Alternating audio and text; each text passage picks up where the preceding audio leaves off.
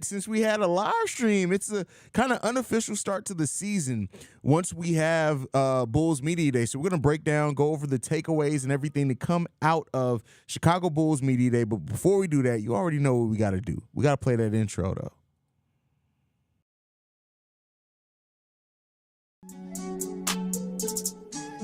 You are now tuned in to Chicago Bulls Central, your number one place for all Chicago Bulls news and content.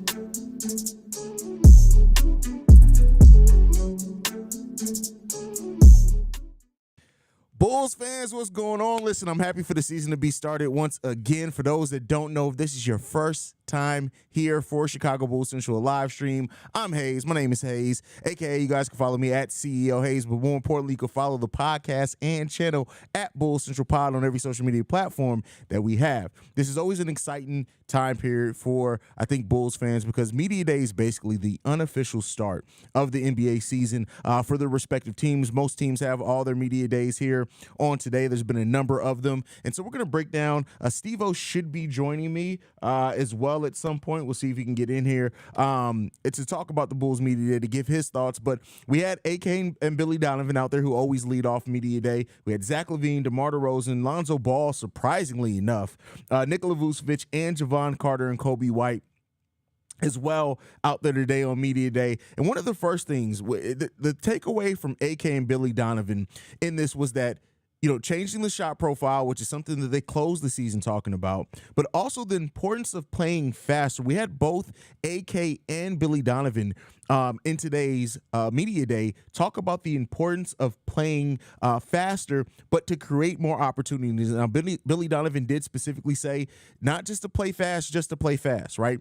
Talked about how creating more opportunities with more space, getting more offensive rebounds, right? But, you know, moving the ball more intently, right? And so, you know, he even talked about the thing, and this is one of the best quotes that I got from Billy Donovan out of this, is saying that the core three, Nikola Vucevic, DeMar DeRozan, Zach LaVine, that it's important for those guys to understand how to make the role players on the team play better. And that was important for me. Billy Donovan is a guy who relies heavily on his star level players on his team. He relies very heavily on them. He allows them to do most of the things, but it really did seem like in this press conference that Billy Donovan realizes the importance of getting the other players involved in the game. And one of the things that stood out to me so much last season, that I complained a lot with this Chicago Bulls team, was the fact that they did not get offensive rebounds consistently. There were reasons to that, but Billy Donovan, with having the better one-on-one defenders this season, adding Torrey Craig, adding Javon Carter, did talk about the importance in attacking the rim, in getting offensive rebounds, in being in position to get offensive rebounds, and how that can help the offense too overall. So these are all things, again, right now it's easy to say the right things, but I'm glad they're at least saying it. There's something with there were some flaws in Billy Donovan's system that it seems like, at least in this press conference, through word of mouth right now, that he realizes that this team needs to fix, and it's going to help them really take things to the next level. We got Stevo in the building. What's going on, Stevo? It was good, man. It's Your Media Day, huh? sound's coming through your camera again, bro, not your mic. Bro,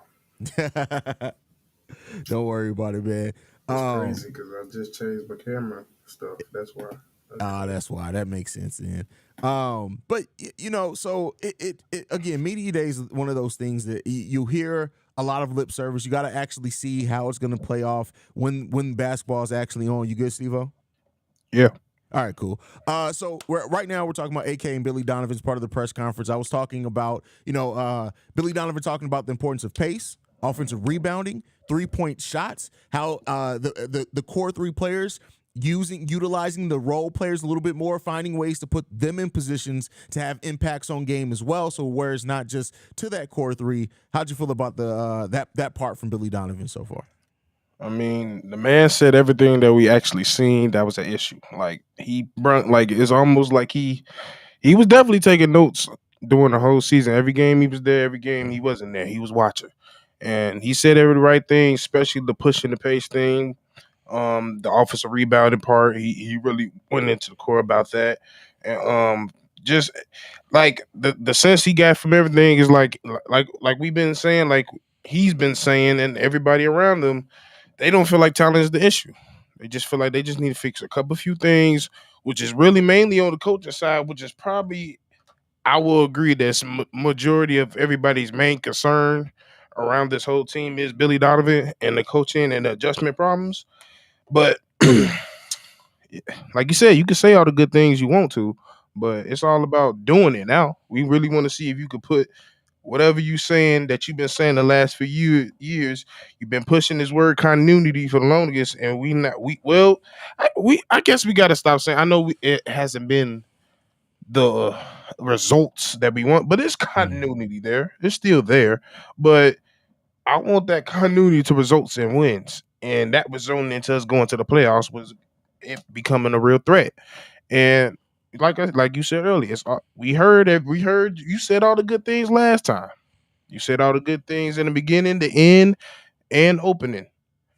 It's Yeah. all about doing. Yeah. I mean, and one thing that I will say is different, at least about this, as far as Billy Donovan in this press conference, was just him talking about needing the role players to empower those. He's never really talked about that. He's always talked very heavily about the star level players.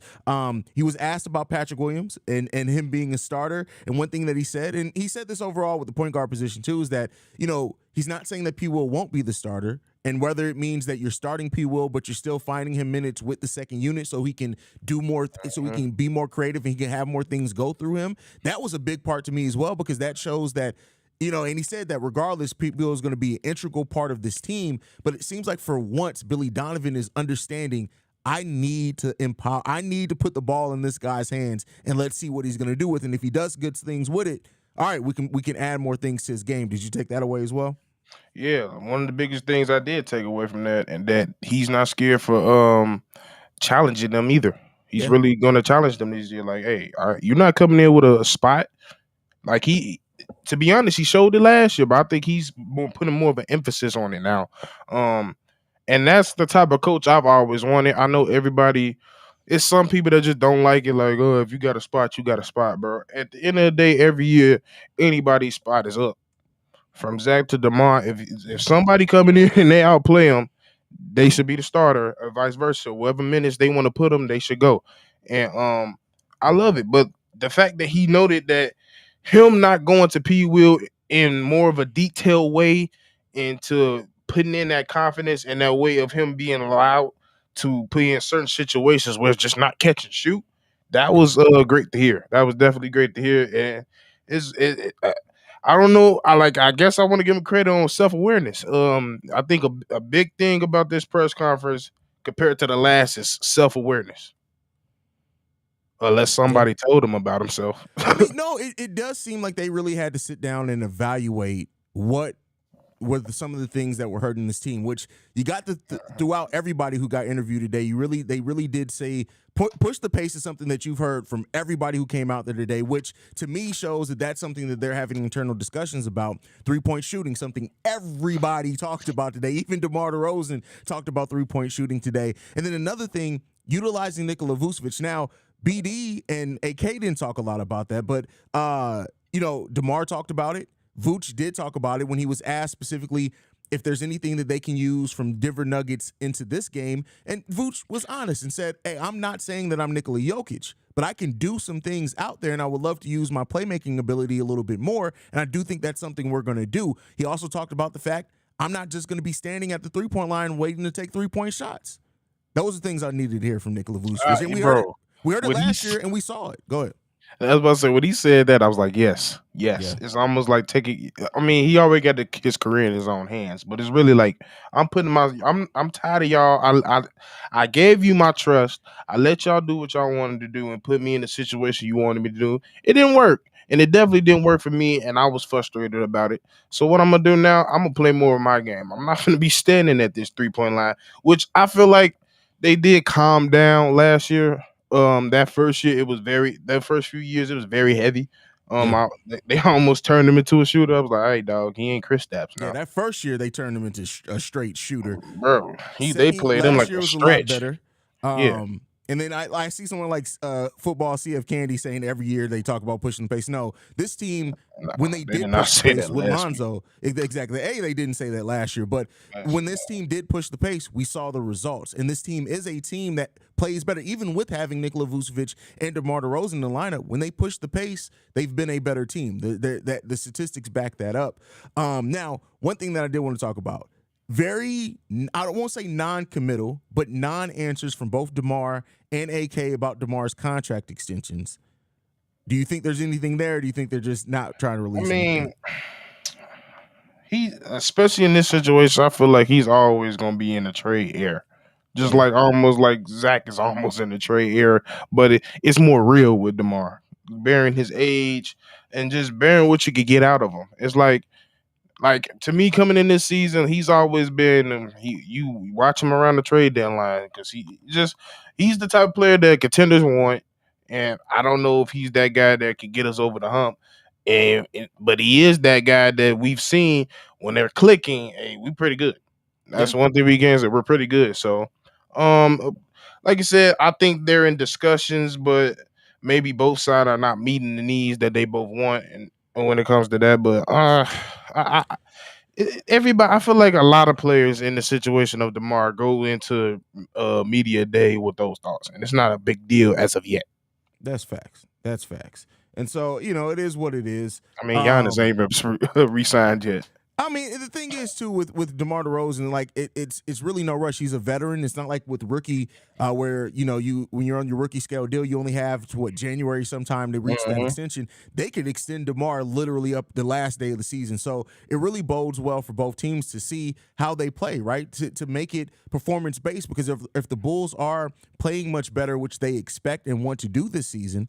On top of everything else, like DeMar is probably going to command a little bit more money. If they're struggling, I think either way they're going to want DeMar to stay here. I think it's just what that number is going to be is determined by the success that the team's having and how other young players, if they do follow their word and put the ball in other young players' hands and try to empower those young players in key moments, if somebody's starting to show the ability to step up, you never know how that changes the value. Yeah, that's a good point, and that's my point. I was gonna go in after that. It's like if they make that move that everybody wants P Mill to move, like if he makes that progression that we all see, that could be a key a point of being like, all right, we don't necessarily need DeMar as much, and maybe if we get him out of here, we could possibly see the real P will bloom completely. So yeah, it all depends. They also talked about Kobe White a lot and how he was able to adapt in a lot of situations. He liked that he was a starter his first few years, and then he came off the bench last year and still find a way to find his niche and even improve all around as a player. So like they're definitely keeping their eyes on these young players. And also it's kind of funny to me because you just kind of look back and it just kind of confirm your thoughts like, yeah, we knew they wasn't gonna trade them because they're so invested with the young guys. Like they love Io, Kobe, and Pat. That just Bulls fans get that in y'all head. They like the dudes that they drafted. Those they guys. So yeah, until they can't no more, they gonna hold on to them. Yeah. And again, Billy Donovan very honest with Io, saying that he thinks it's going to be good for Io to face some adversity this upcoming season. He said that he would like to see Io improve on his decision making, finishing around the rim, and shooting, which I think is something we all agree with as well. And he said that Io was one of the first guys that Kay said this that came back to the gym. It was in Chicago almost all summer working out. Now, I mean, he is from Chicago, so it makes sense. But those type of things. So Io understands. I think that this is going to be a year where those minutes aren't coming easy for Io. And Billy Donovan basically laid that out as well. And everything seems like, at least coming into this one, it's all going to be performance-based, and we got to hope that that's true. Now, one thing, I know we've talked a lot about positive, but I got to talk about, some of the negative with this. AK kind of contradicted himself. Oh, boy. Finished last season by saying he's ready to go to ownership to pay the luxury tax. When he was asked the luxury tax question today, the exact quote was, we have to confirm that these guys are the group to have consistent success. And once they make sure that they have the group, that's when they'll go into the luxury tax. So AK even casting some doubt on basically saying, hey, we like our guys, but we got to make sure this is the core that's worth going into the luxury tax. As a Bulls fan, I can't be mad at that to a degree. I still think when you have Lonzo Ball and his contract's going away, you should be using that disabled player exception, luxury tax be damned. But it seems like he just wants to make sure that they're going to make that step up as a team before he attaches more assets and locks himself into this core a little bit more. What do you think? I mean, part of me wants to agree with that part, but it's like, well, you just see a lot of other teams that's in way higher predicament, and somebody even asking this question. It was like, bro, like when we see other people that's constantly improving, they finish way better than you. Like it's almost like, okay, what are you sitting here waiting for? Like how long you gonna sit here and wait this out? And we're kind of seeing like it's a difference between seeing the team that's just like going. It's a little setback, but they still Yeah. going. It almost feels like this team hit a wall and we're just stagnant and we're not moving. And it's like it's almost like we dealing with a used car at this point. We're repairing it or we're trying to get it to crank so it can start moving. And this the cranking period. And it's like, dog, I don't know if I'm in the mood to see if y'all like at this point, some like it's a lot of ownerships and GMs that be like, but be damn with anything. This team ain't it. So I'm gonna use the luxury tax regardless. I don't know if they become this group, cool. But I'm gonna do everything in my power to make sure this group is for sure that group. And I don't think with that answer, it just feels like you leaving it up to chance a little bit too much for me. I feel that. Like I think, and it just me. I think just around the league, and it might be different. I got to really pay attention to it over the past few years. I just feel like a lot of organizations would die on their own sword, saying we did too much, and then okay, we'll repair after that. Versus okay, we did maybe enough, and let's see if they figure it out. Like it's very like it's just different. It depends. Like, of course, it depends on every other situation and other organization. But I just feel like he just not showing the aggression that I want as a GM. I mean, listen, I can't knock it. Like I've said before too, like I try to be a little bit more patient, but I've said like the way I like the team that he initially built. It was working to the degree that it was working to. The inability to pivot off that once things changed and we knew Lonzo wasn't going to be back, I haven't really liked how they've pivoted.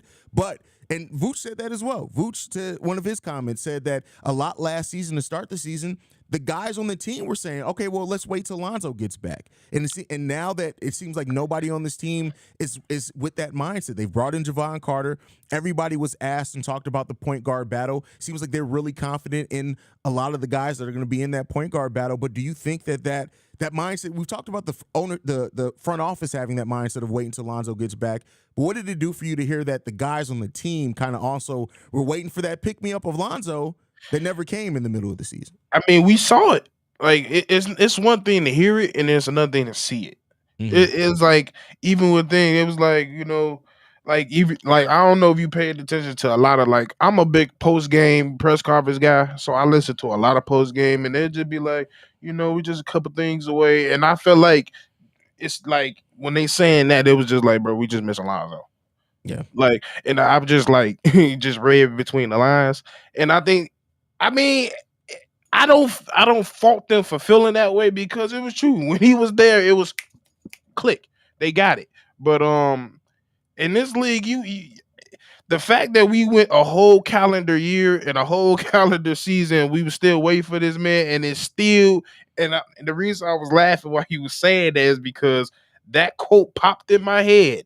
Because didn't he say that like at the end of the season, he said that, and it popped in my head once I got that text because I wasn't initially watching the thing. I drifted off to watch the Bears, and then you said, "Why is Lonzo here?" And you said jersey and all, and I was like, "These motherfuckers is still waiting." Bro, like Lonzo being here at this press conference was one of the more surprising things, only because they already announced he's not coming back this season. Now, he did say he's had no setbacks in a year. He's on pace. He's about halfway through his rehab and recovery now. And he also said that he's not sure how he's going to have to change his game. He's going to wait he gets back on the court. But like seeing Lonzo out there, seeing him come out, talk, because last year this time we didn't really see Lonzo. In a little bit of clips that we got, he really did look depressed, sad, down. seems like his energy's better. I'm sure being on that path, going through rehab, not suffering any setbacks in a while helps as well. How'd you feel about the Lonzo part of that press conference? I 100% agree. Like that's the one thing I've been paying attention with Zoe mainly is I just been worried about Zoe the man Mhm. because this is like when I know a lot. He said this a lot. He's been saying this is a big surgery, and I don't even think people realize how big of a surgery it really was. Yeah. Like this is I want to walk my kid to school surgery, bro. Like there's a surgery for 60-year-olds. Like that's why I'm like this is not a this is a killer for a lot of athletes, Yeah. and for the future to seem so bleak, and it's still bleak, and for him to have that, I gotta say, confidence that he's 100% like by the time this year I'm gonna be in his jersey talking to y'all, ready to come back fully healthy. Now I don't know what that holds, but I'm ready for anything that comes my way. And I was like, I mean, it's commendable. It's very commendable. It's nice to hear. But as a Bulls basketball, like am I thinking of the basketball frame? I'm still not thinking he's gonna be a Bull on the court. Like I don't know, dog. I don't I know. mean, Like he's been very adamant and consistent with saying he does plan on playing again, and he should make an attempt to play again. Like this is his passion. This is what he's 25 years old. This is what his whole life being 25 is built up to. So I'm glad to see that he's very adamant about making a return. But I think that reality is going to set in, like it set in of how difficult it's going to be, and not to say that he doesn't understand it's going to be difficult, but he'd be the first basketball player coming back from this surgery. It's going to be a long test and road ahead of him, he and would be like when the Sean Livingston came back. yeah, and Sean Livingston had to be a completely different player when he came back. So we'll see what Yeah. that ends up being. Nikola Vucevic talked about re-signing with the Chicago Bulls, and he kept using this phrase. He used it about 3 times throughout this, and it stuck out to me. He said that he felt like there was work left undone. Now, he also said in this, he's not sure if they'll be able to achieve it, which it's like, come on, man. Just stick on No, he did the not work say left that. undone. Hey, that's why Vooch is my fair player. That's why I 'Cause got Vooch don't Vooch. Hey, He is blunt. bro, you know I grew up in Europe. One thing about Europeans, especially Eastern Europeans, they don't know how not to be blunt, bro. They don't Bro, know he is how so not to be blunt. blunt, bro.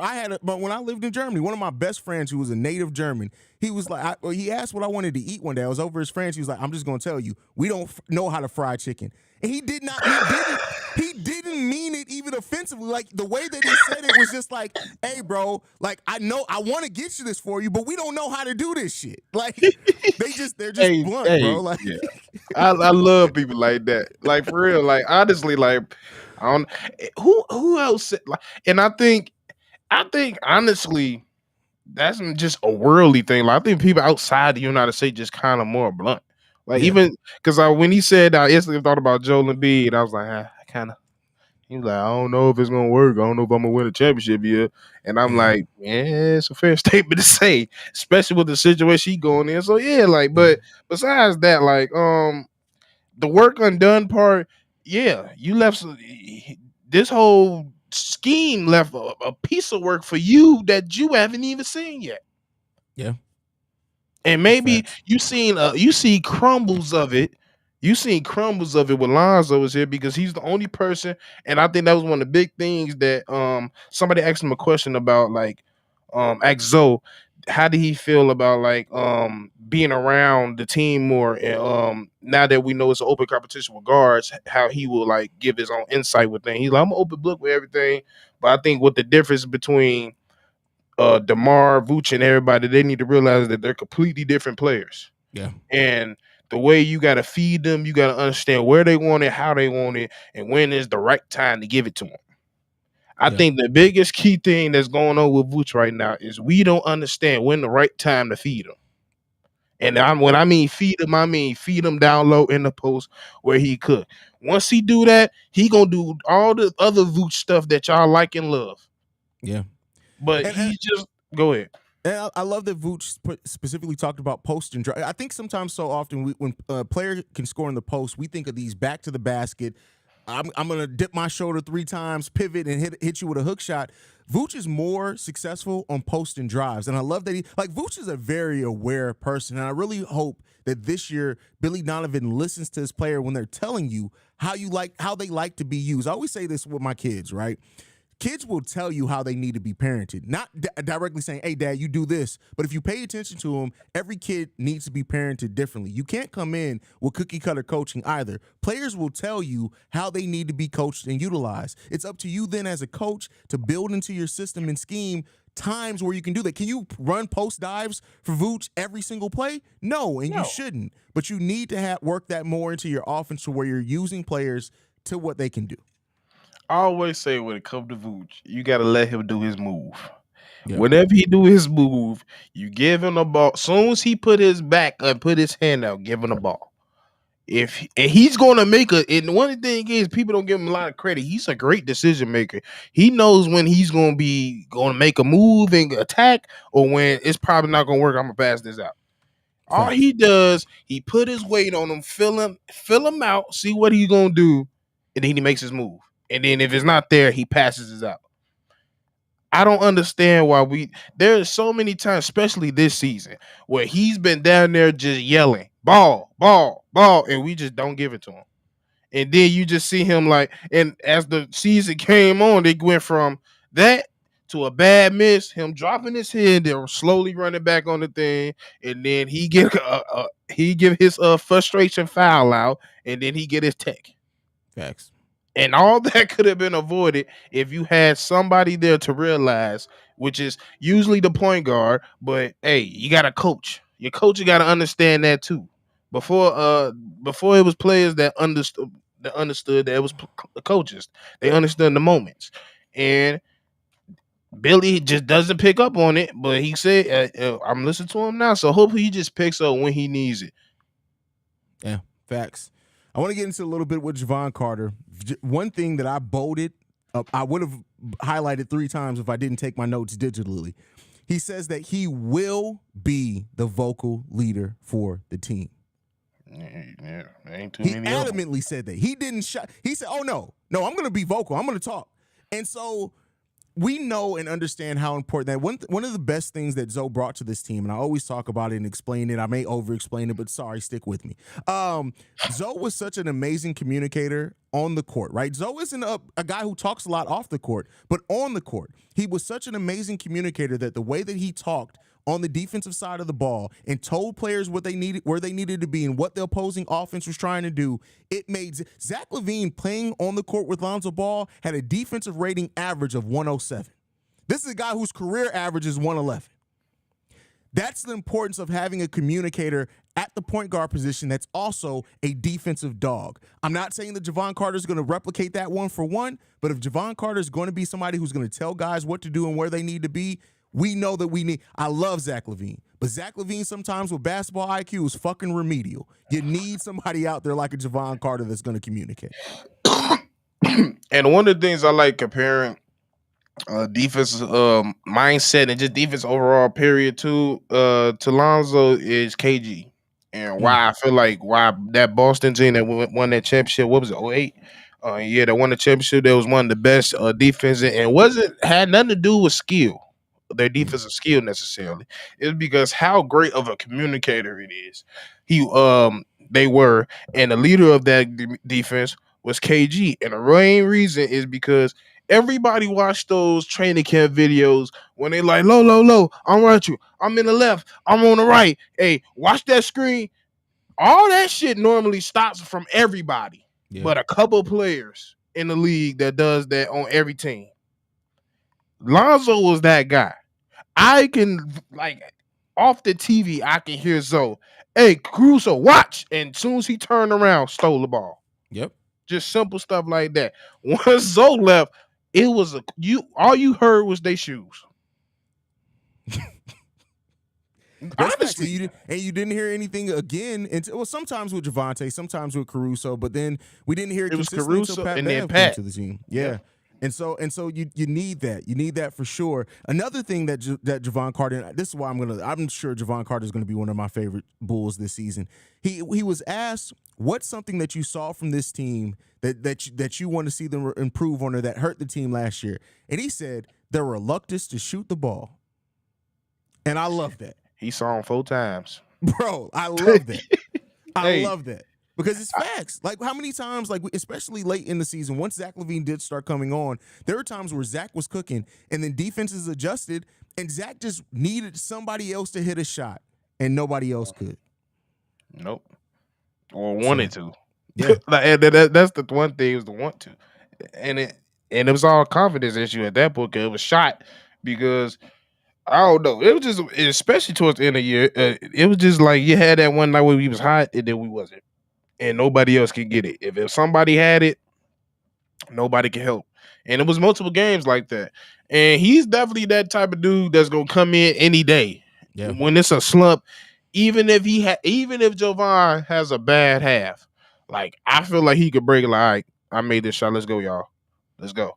Hey, you need to get some shots up. Like that, and that's the main thing that him being at the guard position, he's gonna be at the time, like he gonna realize now the fact that he realized that they're reluctant to shoot, he gonna be in them like, hey, bro, Kobe, shoot. and that shows why like the crunch time defense against the Chicago Bulls was so easy. If Javon Carter realizes, hey, this team is reluctant to shoot the ball, you think every other defensive player in the league hasn't realized that? So that's the things where the Bulls can improve by just having players that are willing to step up, and that is why bringing in Javon Carter, bringing in Torrey Craig, these are players that listen. If they're open, they're not going to hesitate to shoot. They can. Torrey Craig can miss 4 3-pointers in a row. Guess what? That fifth one where he's open, he's going to take it confidently. He gonna shoot it. Yeah, Shooter's gonna shoot, and that's the funny, like, bro. It's almost like he gonna be another Pat Beverly effect. Just come in and tell people what they got to do. Just do it. Like y'all shouldn't have to be out here thinking. Just play ball. Like there's no reason like you should come out here pump faking. Like even there is multiple times where we have good ball rotation, move the ball, and they get to the last one, they just be like, oh, I ain't gonna pass, I ain't gonna shoot it, and then just mess up everything. You can't run another play after that. That was the play, and that just mess up everything. You get a bad shot after that, and once you get a bad shot, it's a long rebound, and everything go. Now you're down by 12. off of just sometimes we lost games just because our reluctance to shoot. It didn't have, it was some mistakes, but sometimes the mistake was we just didn't shoot at the right moment. Mm. And I have all the confidence in the world when he get this ball and it's just a little piece of light, he's shooting it. He ain't gonna think about it. And the craziest thing that this is coming from somebody that was coming off the bench on the Bucks. So like you already know Drew Holiday knew that. Yeah. Marcus Smart know that. Jaren Jackson know that. So like it's getting to the point, like basically you just say y'all was predictable. I'm a backup point guard. I know y'all predictable. Hell, in so many worlds, Patrick Beverly said the same thing. Zach, why you ain't shooting? Don't pass. Shoot. Don't pass. Shoot. And Zach said that too. He talked about. I know we haven't touched much on DeMar DeRozan and Zach LaVine and what they said in their because it's kind of the same thing they said last year outside of the Nashville thing. But like Zach talked about the importance of this offense creating more threes. DeMar DeRozan talked about the fact that hey, just because I've never consciously focused on shooting threes, I know that I can. We need all of that this year. We're going to need all of that. Like the Bulls averaged 28 3-pointers per game last season. Javon Carter and Torrey Craig at their career averages would bring us up to close to 35, which would put us at 11th in the league. We need all of that. Every single one. Just, bro, that corner, we could hit a damn corner three. Yeah. Every time it reminded me of that part, like that game, like Patrick missed like 5 threes in a row. Like it was just like, dog, we can't buy a bucket. Why we can't buy a shot? And that's when, I mean, like I said, I credit to HK for finding somebody that's also can play defense, a dog, and can shoot on both sides, on both of them. Shout out to Austin, says, what up, y'all? Billy and AK really focused on using spacing and speed of play to change the shot profile. In y'all opinion, should this be the primary focus? Yes, and getting more offensive. They said the things that if I had a bullet point list of things I needed the Bulls change, AK and Billy Donovan honestly touched on all of it. More threes, pushing the pace, offensive rebounding. Those are the things that I want to see the Bulls do the most this season because I think with that that's gonna that just those three things will completely change the dynamic of Dog, the Chicago Bulls bro, offense. just pushing the pace would have won us 10 more games. Yeah, Honestly, like even struggling should the fact that we was predictable and slow, that's you a hell of can't a be way to put it there. predictable and slow. That's Like a hell of a way to put it there. they're gonna bro. The worst defense is gonna pick that apart. They're Yeah. the best athletes in the world, and if you're gonna be predictable and slow, and you can't shoot like your favorite quote is, pick a struggle. Pick a struggle. Pick a struggle. Pick a struggle, dog. For sure. Now, Kobe White, you said that you touched on that. He said he talked about being an up and down player for the most part of his career. He said I've gotten the reputation, and he said honestly, I have been up and down, and he's really focused on being more consistent. He said he's being more consistent in not only his approach to the game, but the way that he can impact the game. He says that as a point guard, he understands that he needs to command the ball, run the show, and understand where players like to have the ball at, and being more vocal. These are all things, again, valid checklist of things Kobe needs to improve on. A+. That's an A+ there. It's just is he gonna put in that work to actually do it on the basketball court? I know we got to go over and do this Bears press conference, but Stevo, overall, any other thoughts or anything specific you want to bring for the press conference? If not, just like how do you feel? I know you've been one of the more pessimistic Bulls fans this offseason. This press conference do anything for you? It showed me that okay, the sense of the organization, they understand what the issue is. Now it's about doing it, and I'm mainly gonna be looking like at this point. I can't too much. I mean, I can, but if we talking about on court product with what we got. Yeah, what we got. There is no reason why we should be a 40-win team, talent wise. There is no reason. Now, if we get there, I know it wasn't AK. facts. It was Billy and them and the players. Simple as that. That's what this year's press conference told me. Yeah, and I mean, AK was asked about, are they going to be looking to make moves at the trade deadline, and he basically said, "Hey, I'm not going to talk about anything specific, but we're always open." And so that's what you have to be as a general manager, especially when you have a team that has underperformed. You got to always be willing to listen to deals, evaluate the team every single day, and allow that to be what it's going to be. And overall, I just look at it and say this: all right, you said all the right things. Now you got to go out and show us, because if you can be aware of what needs to change all day long. And now, like I said, that's not just from a Billy Donovan standpoint. The player said the same thing, right? And if you can't go out there and execute it as a player or as a coach, that tells me you just don't have the desire to. And at that point, some things may need to change. Yeah. Write the vision, make it plain. Yeah. So overall, too, like I said, they were asked about the point guard. When you look at it, who do you think did this do anything to change who you think is going to be the starting point guard this year? What do you think? I honestly think it's going to be between Kobe and Javon. Yeah. That's really what it is, and I'm kind of leaning the way if I had to make a prediction early, the way Billy was talking, Kobe might be the guy. Yeah, and that's the thing I will say too. I've been all off season. I think Javon Carter is going to be the starter. I think Javon Carter is going to be the starter, and Billy Donovan, I think in the way that he talked about Kobe and the work, left that door a little bit open. But I will say this as well: Billy Donovan did say we may have a starter coming off the bench just because of the way that it balances stuff out. So he left himself open to that one. But I think that overall, like, we're going into training camp, is going to be that open battle, and hopefully this team finally sets that identity that they said that they were trying to set at the start of last training camp. So let's hope that that's the case. Well, identity is that struggle. That's been the identity of all Chicago sports teams Depression. right now. Struggle. Cubs fans, White Sox fans, Bears fans, Sky fans, Bulls fans, Blackhawks fans. It's going to be a rough season, but at least they're looking up. But it's a lot of struggle going on. I want to say that, but the way we've been dealing with Justin Fields, we like, is he gonna be a fuck up too? Like, damn, Jesus. Jesus, it would be like I don't want to go. I already got to do this press conference, bro. Yeah, absolutely.